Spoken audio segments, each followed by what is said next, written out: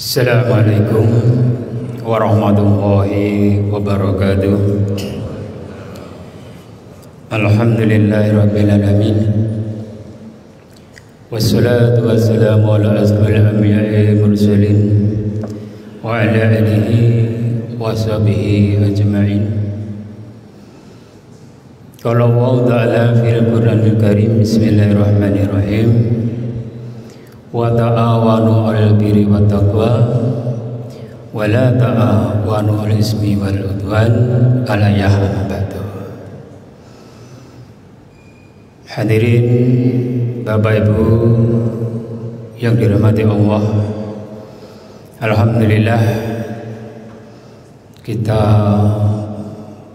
tetap istiqomah dalam menjalankan perintah Allah, dan utamanya adalah sholat 5 waktu. Dan syukur alhamdulillah juga kita bisa sholat berjamaah. Semoga ibadah kita, sholat kita mendapat ridho dari Allah Subhanahu wa Ta'ala. Amin. Marilah kita untuk selalu bersyukur kehadirat Allah Subhanahu wa Ta'ala. Insya Allah ketika kita mampu selalu bersyukur, Allah tidak akan melalaikan janjinya, yaitu Allah akan memberikan penambahan kenikmatan yang sudah kita nikmati. Dan itu sangat harus kita yakini pasti. Ketika kita menepati apa yang diinginkan Allah, janji Allah pasti ditepati. Sebab Allah tidak pernah ingkar janji. Salawat serta salam semoga tetap diberikan Rasulullah Muhammad SAW, Rasul panutan kita, suri teladan kita, dan yang insya Allah beliaulah Rasul yang akan memberikan syafaat kepada kita nanti di akhir zaman. Semoga kita termasuk umatnya yang mendapat syafaat tersebut. Hadirin Bapak sekalian yang dirahmati Allah, saya akan meneruskan kultum yang kemarin kaitannya dengan takwa. Kalau kemarin sudah sampaikan bahwa mau tidak mau ketika kita mau ke akhirat atau nanti dalam perjalanan jauh di akhirat, modal satu-satunya, bekal satu-satunya tidak ada lain kecuali takwa. Wa tazawwadu fa inna kharizati taqwa ya ulil albab. Mari kita fahami Bapak Ibu sekalian, mengapa Allah Subhanahu wa Ta'ala di akhir itu surat ya ulil albab. Tidak afala ta'qilun, tidak afala tafakkarun, tapi ya ulil albab. Ya ulil albab itu mempunyai makna maksud orang-orang yang berpikir tidak hanya sebatas berpikir, akan tetapi berpikir yang merenungkan tentang Allah, tentang ciptanya Allah, tentang kondisi kita, sehingga kemudian kita bisa meningkatkan ketakwaan dan keimanan. Ketika kita berpikir masalah bekal di dunia ini yang sudah kita persiapkan, ada suatu ketakutan terjadi yang menyengsarakan kita, mungkin terjadi, mungkin tidak. Kemudian saya contohkan ke Samarinda. Ketika kita sudah membekali diri membawa berbagai bekal, mungkin kejadian yang kita khawatirkan, kejadian yang kita takutkan mungkin terjadi, mungkin tidak. Sebagai contoh, bagaimana saya katakan, ketika kita dalam perjalanan di tengah jalan kemudian dikhawatirkan ada pohon rebah, mungkin terjadi ada pohon rebah, mungkin tidak. Yang menjadi masalah ketika kita di akhirat kelak nanti pasti terjadi. Ketika tidak membekali diri, yaitu takwa, pasti terjadi yang kita khawatirkan, kita disiksa Allah pasti terjadi. Oleh karena itu mari kita berpikir, jangan sampai kemudian kita nanti di akhirat adalah kekhawatiran kita menderita di neraka itu terjadi. Hadirin yang berbahagia, yang dimuliakan Allah. Kemudian mari kita fahami pengertian takwa menurut istilah. Banyak para ulama memberikan makna, pengertian, definisi itu takwa. Tapi salah satunya saya ambil dari seorang tokoh Muhammadiyah, Buya Hamka. Kita tahu beliau adalah seorang ilmuwan, seorang ulama besar. Belajarnya adalah otodidak karena di dalam sejarahnya itu tidak lulus SD, tetapi ketekunannya, kesungguhannya, thalabul ilmi sangat semangat sehingga bahkan sampai mendapat hasil honoris causa, doktor, bahkan profesor. Kealimannya tidak kita ragukan lagi. Beliau memberikan pengertian takwa menurut istilah dari sisi terambil dari makna bahasa memelihara atau menjaga. Beliau mengatakan takwa adalah memelihara, menjaga hubungan baik dengan Allah. Ayo kita pahami, memelihara, menjaga, mengadakan hubungan baik dengan Allah dengan cara mengerjakan perintah Allah, menjauhi larangan. Tujuannya apa? Tujuannya mencari ridho Allah. Jadi ada 3 pointer. Pertama, mengadakan hubungan dengan Allah. Cara mengadakan hubungan itu meninggalkan larangan, mengerjakan perintahnya. Tujuannya adalah ridho Allah. Memang beliau seorang tasawuf, dia samping seorang ilmuwan, sehingga pemikirannya mau nggak mau invalid atau terlibat dengan kecenderungan dirinya. Maka memberikan pengertian takwa begitu indahnya, ya tujuannya adalah mencari ridho Allah. Entah itu ibadah, entah itu bekerja, entah itu apapun, tujuannya adalah ridho Allah, bukan mencari pahala. Sebab ada sebagian kadang mencari pahala. Apakah salah? Tidak. Secara syariah dibenarkan, memang benar. Banyak hadis memberikan janji-janji terhadap orang-orang yang ibadah dengan sekian. Contoh umpamanya ketika kita sholat berjamaah dengan munfarid atau sendirian, berbeda pahalanya.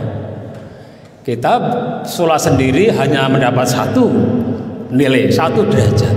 Ketika berjamaah seperti ini 27 derajat. Apa salah? Itu benar. Hanya saja ada sebagian ulama mengatakan bahwa rincian atau tujuan ibadah mencari pahala itu adalah dalam rangka untuk memberikan semangat, dan itu adalah ukuran kita masuk surga yang mana. Ya, termasuk kita nanti surga yang mana? Ya tergantung bekal kita masing-masing. Ketika bekal kita banyak, tentunya kita akan dimasukkan oleh Allah di surga yang lebih nikmat. Di dunia saja bekal sedikit dengan banyak, kenikmatannya berbeda. Jadi pahala itu adalah ukuran nanti kita akan masuk di surga yang mana.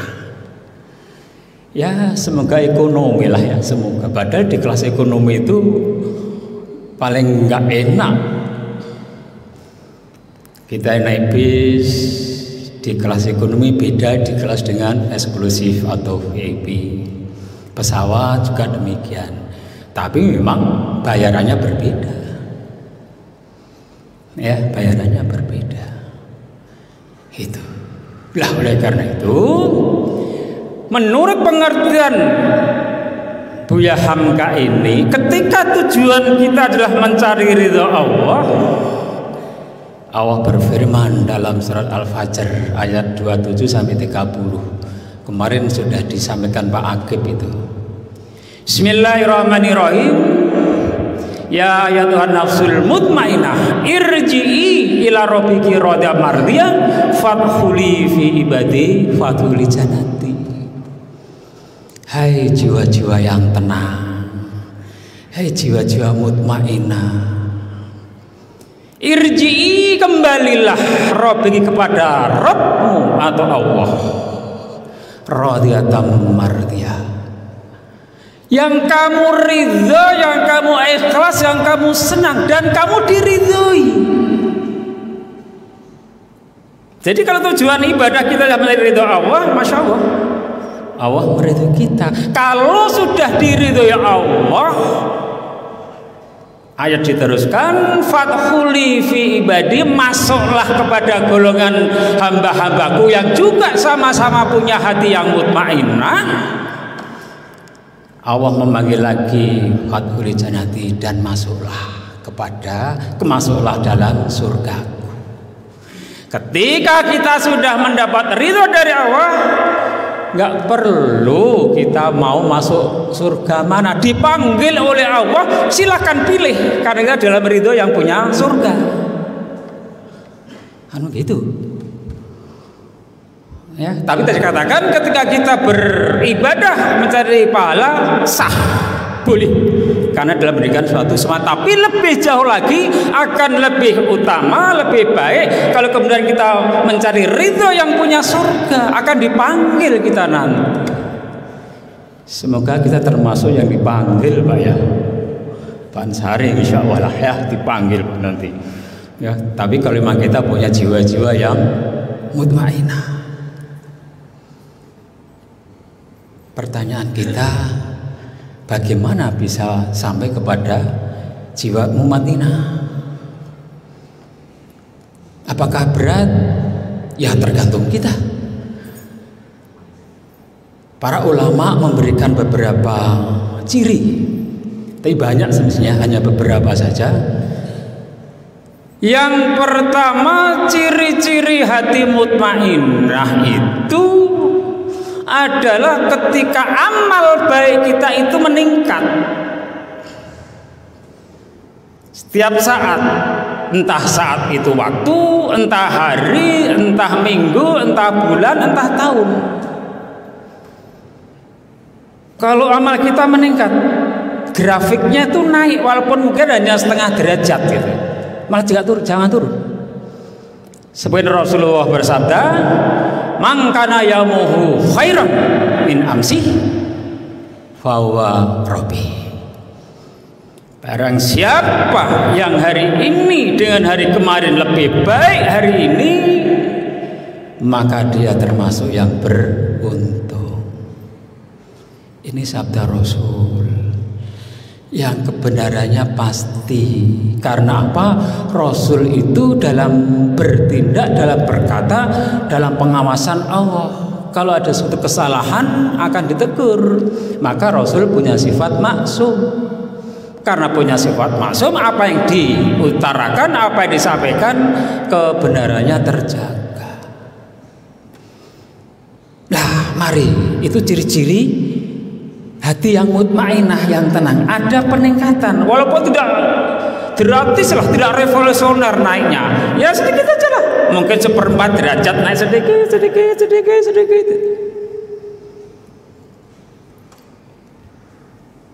Tapi hadis teruskan, wa man kana yaumau misla amsi fahuwa maghbun.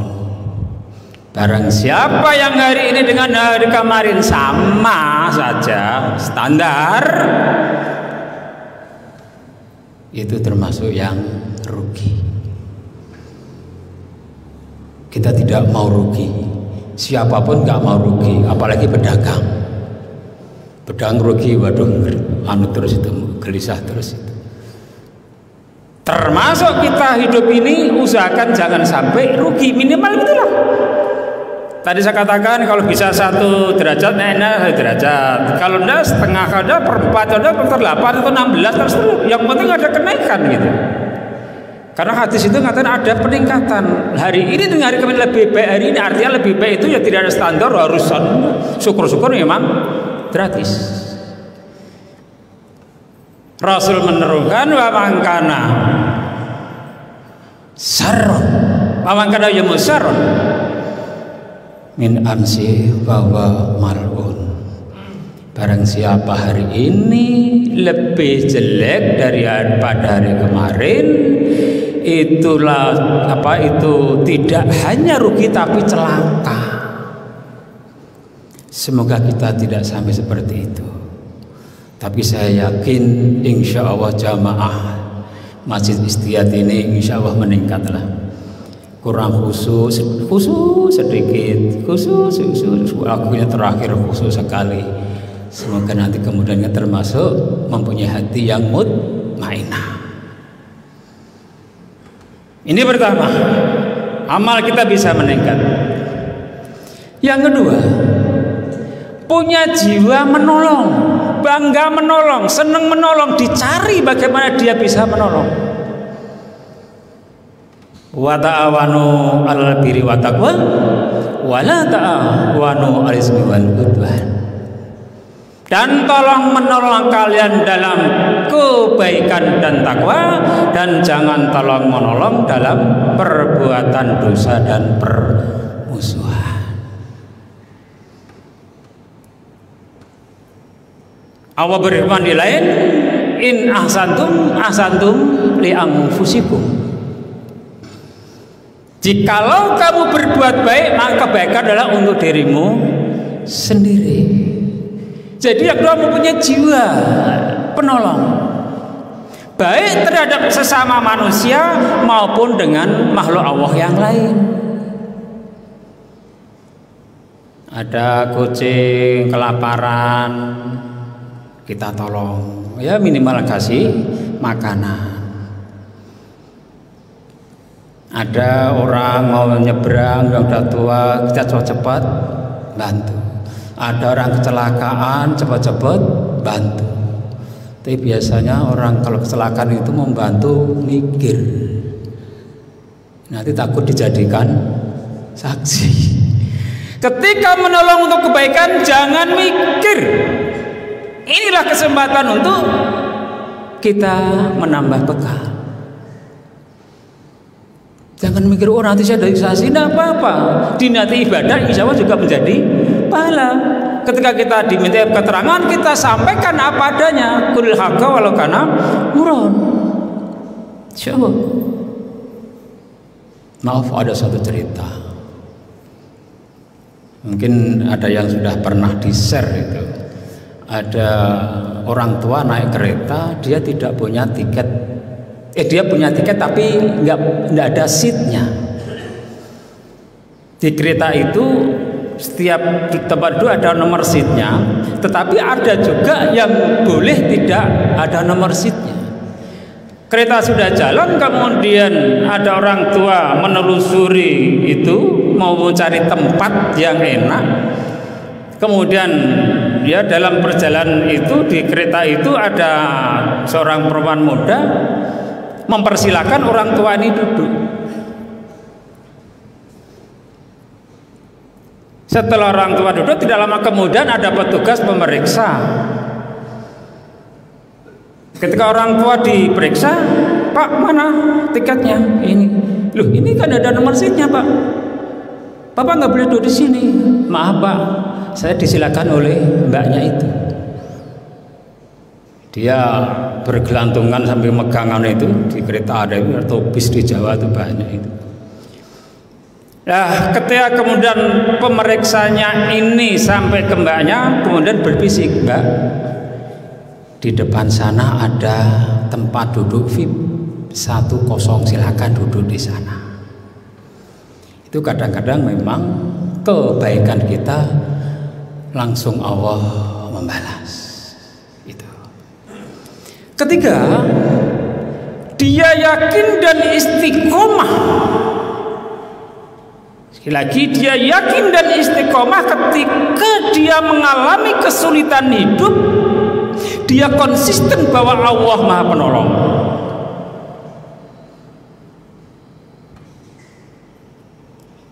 Ya, konsisten Maha Penolong. Karena memang dalam posisi orang mengalami suatu kesulitan, biasanya dia goncang hatinya. Ada suatu kekhawatiran, kegundahan, kegelisahan.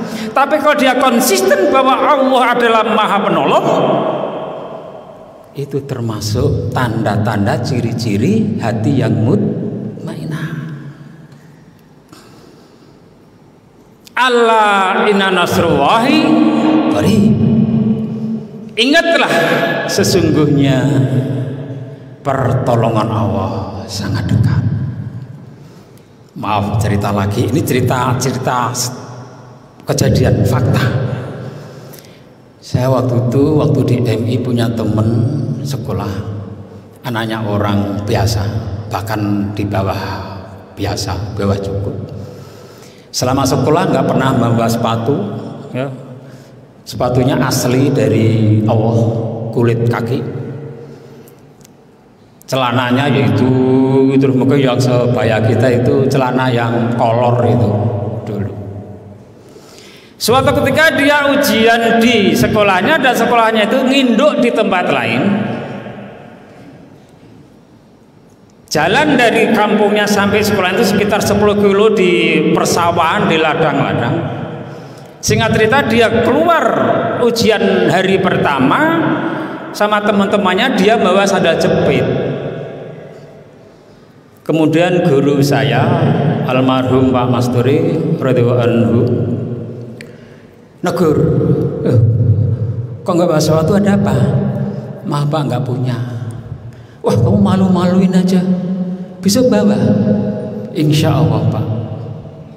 Ketika dia menjawab insya Allah, hatinya, ya Allah, Kau Maha Penolong, semoga Kau tolong besok saya bisa memakai sepatu. Dalam perjalanan pulang itu saya tanya terus, gimana kamu? Memang saya gelisah tapi saya berdoa, saya yakin bahwa Allah Maha Penolong. Singkat cerita, sorenya dia disuruh membeli lauk oleh orang tuanya. Di dekat warung itu ada pohon mangga, kemudian ada burung perkutut. Dia ambil batu lempar. Kaget mungkin, nggak kena. Dia kaget jatuh. Setelah jatuh kemudian diambil, dibawa pulang. Kemudian dia hati-hati jangan sampai lepas lagi. Setelah sholat maghrib, dia ke tempat orang yang jual beli burung. Inilah kadang-kadang Allah itu menolong di titik akhir, dalam bahasa tentara sampai titik darah penghabisan. Masih konsisten tidak keyakinan kita terhadap pertolongan Allah? Kalau kemudian goncang, goyah, gelisah, berarti tidak tanda-tanda hati yang mutmainah. Setelah dia kemudian ke tukang, ke orang yang jual beli burung itu, dibeli 30 rupiah saat itu. Kemudian di kampung itu juga ada ibu-ibu biasanya ke kota mencari rombengan, pakaian yang sudah bekas, sepatu dan lain-lain. Kemudian langsung ke tempat ibu itu, tanya, Bu, ada sepatu? Ada Dek. Harganya berapa? 30 rupiah. Pas. Sepatunya kebetulan juga pas, sesat sedikit aja. Kemudian paginya dia bisa membawa sepatu. Ini contoh konkret bahwa pertolongan Allah itu dekat, hanya saja hati kita itu masih tetap konsisten, istiqomah, percaya bahwa Allah adalah Maha Penolong atau tidak. Ini ciri-cirinya. Berat memang sih. Karena dalam posisi menghadapi suatu kesulitan seperti itu tidak ada suatu kepastian. Tapi kalau kita yakin bahwa pasti Allah menolong, itulah lebih berat memang. Yang ada itu bagaimana besok bisa pakai, enggak, gimana dapat dari mana, mau minta orang tua nggak punya uang dan lain-lain. Kemudian yang berikutnya, dia akan selalu tenang ketika mendapat suatu musibah. Dia tawakal kepada Allah. Alladzina idza musibah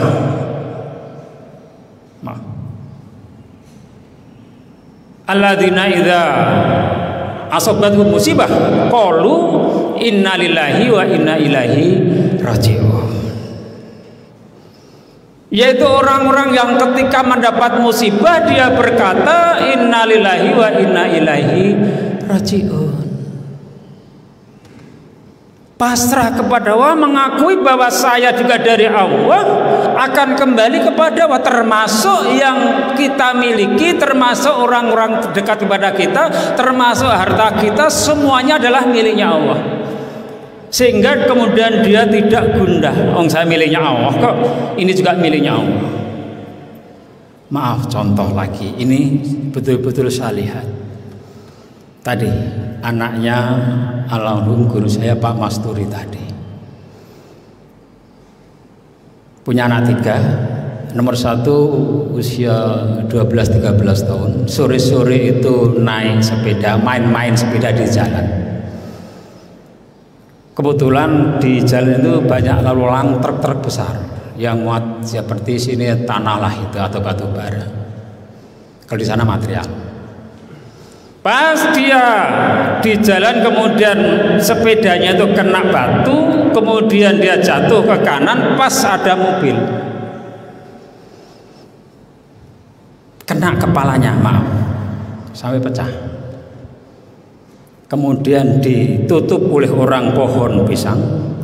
Kemudian beliaunya sama istrinya kasih tahu, datang, saya lihat raut sedih, muka sedih ada, tapi beliau dengan kuatnya mengatakan innalillahi wa inna ilaihi, termasuk istrinya.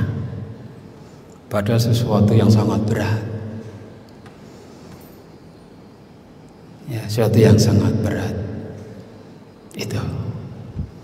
Kemudian berikutnya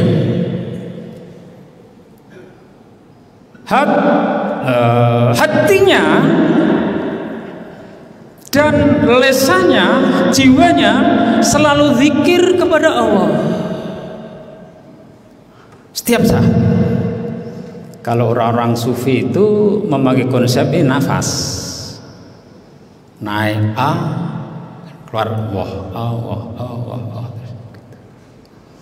Tapi kita ya biasa sajalah, intinya hati kita terus bermuara ingat kepada Allah. Bismillahirrahmanirrahim. Alladzina amanu wa tasma'inu qulubuhum bi dzikrillah, alla bi dzikrillah tasma'inul qulub. Yaitu orang-orang yang beriman hatinya akan tenang dengan mengingat Allah. Alla bi dzikrillah. Warahmatullahi wabarakatuh.